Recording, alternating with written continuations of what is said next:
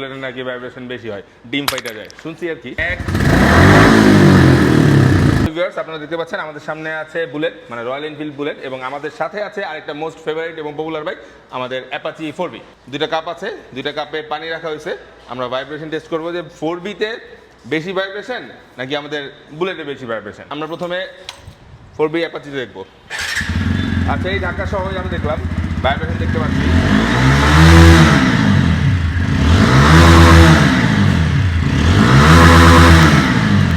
এখানে একটা ব্যাপার আছে কিন্তু, সিট কিন্তু স্টেবল।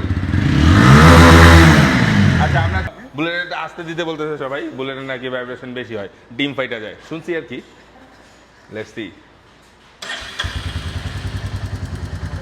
ওইটা 4টা রেট করছিলাম, এটাও 4টা রেট করবো। 1 2 3 4। না, পরে নাই কিন্তু একটু কাপাকাপি বেশি করছে, এই হচ্ছে ফ্যাক্ট।